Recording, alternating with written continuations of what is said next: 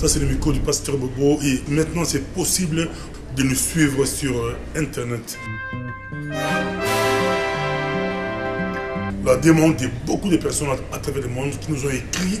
On a reçu beaucoup de mails.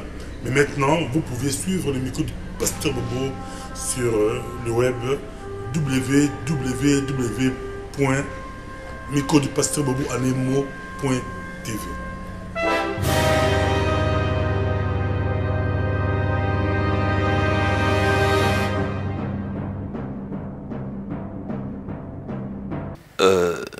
Shalom bien-aimé dans le Seigneur. Suite à une question que nous avions eu à recevoir, à des demandes, à des préoccupations, nous avons voulu ensemble vous apporter un peu un éclaircissement sur ces sujets qui est en train de s'aimer un peu la confusion dans la tête, dans les agirs du peuple des dieux. Ces sujets qui est tout simplement la dîme et les offrandes. Il y a ces questions maintenant qui surgissent où les gens se demandent, est-ce devons-nous payer la dîme? Est-ce que la dîme n'était pas sous la loi? Est-ce que la dîme n'était pas quelque chose de l'Ancien Testament? Maintenant là, nous sommes au temps de la grâce. Est-ce que nous devons considérer tout ce qui était comme loi, tout ça? Alors, sur base de toutes ces préoccupations, toutes ces questions, nous avons voulu essayer de vous apporter un peu des éclaircissements sur ces sujets qui est la dîme et les offrandes. Alors, premièrement, j'aimerais vous dire que la dîme et les offrandes, sont des concepts qui viennent sur le système financier ou économique de notre royaume. Étant dans le royaume des dieux, le royaume des dieux a aussi un système économique. Le royaume des dieux fonctionne aussi sur base des lois, sur base de principes. Et la dîme et les offrandes viennent de ces systèmes-là, l'économie et le finance. Alors, j'aimerais un peu vous parler un tout petit peu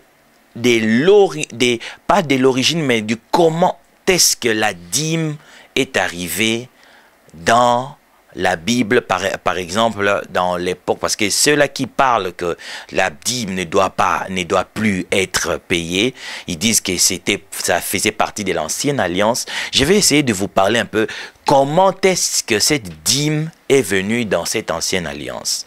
Nous voyons cela, la dîme chez les Lévites, dans le sacerdoce. Cette dîme est venue lorsque le peuple d'Israël était entré dans Canaan.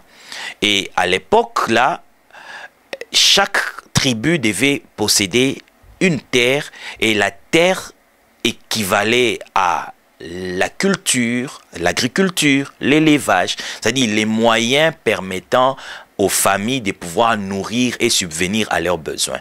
Alors, les tribus en Israël, il y en avait 12. Pour ne pas dire 13, mais j'ai dit 12.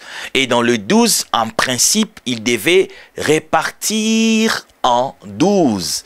Mais ils n'ont pas réparti la terre de Canaan en 12. Ils ont réparti la terre de Canaan en 11. Il y a eu une tribu qui n'ont pas possédé des terres.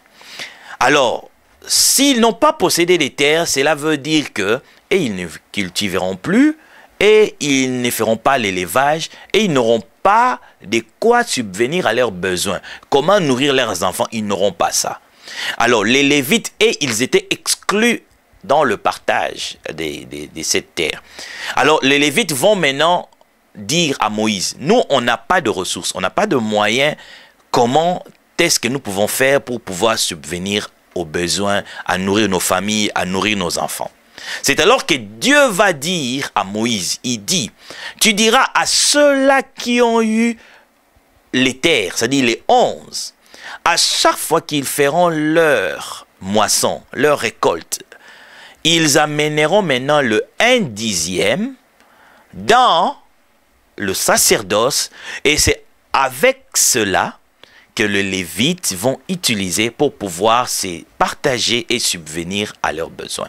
C'était de cette manière que cette histoire des dîmes a été introduite dans le sacerdoce. C'était sur base du besoin des survies des Lévites. Alors, voilà pourquoi vous verrez dans la Bible, la dîme était un bien qui revenait aux Lévites. Bon, les gens diront que non, c'est la loi. On accepte. J'aimerais vous dire quelque chose, que toute organisation, chaque système fonctionne sur base de lois.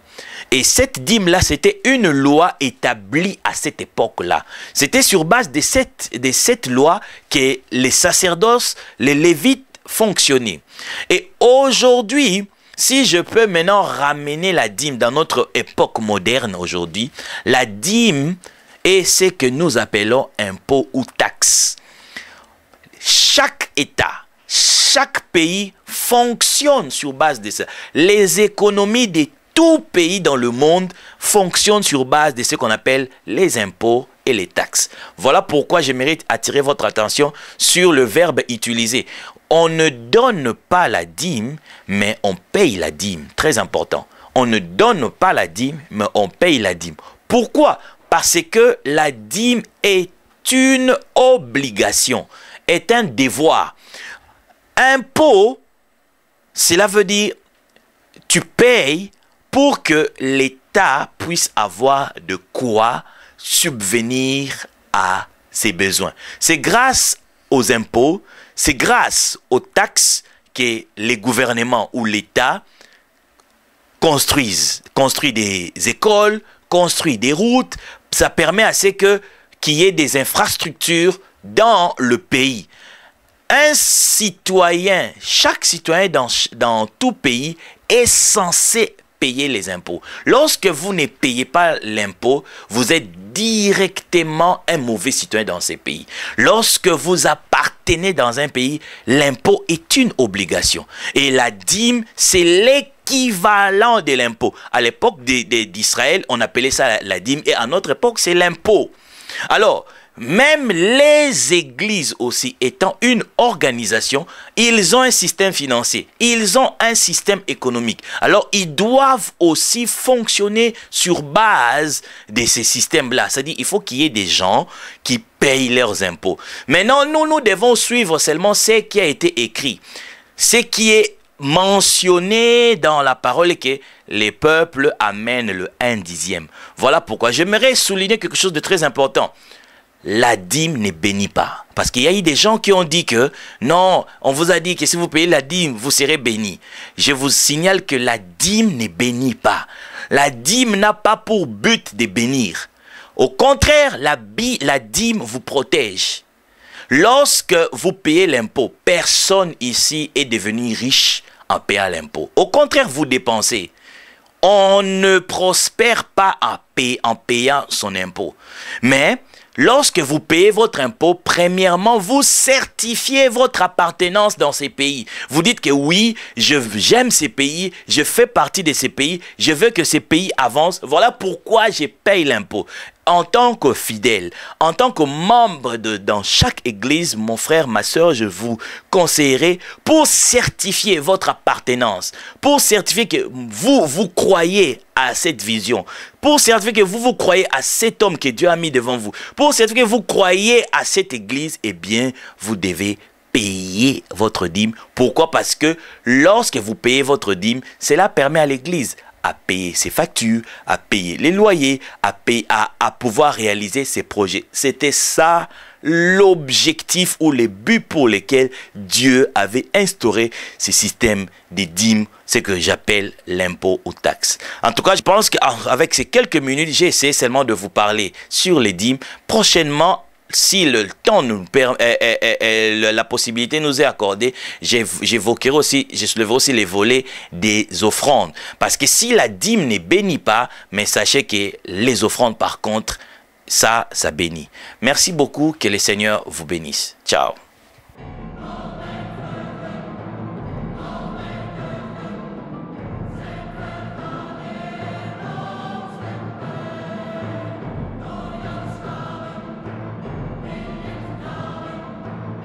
Si tu veux plus de vidéos sur nous, va sur www.microdupasteur bobo.tv.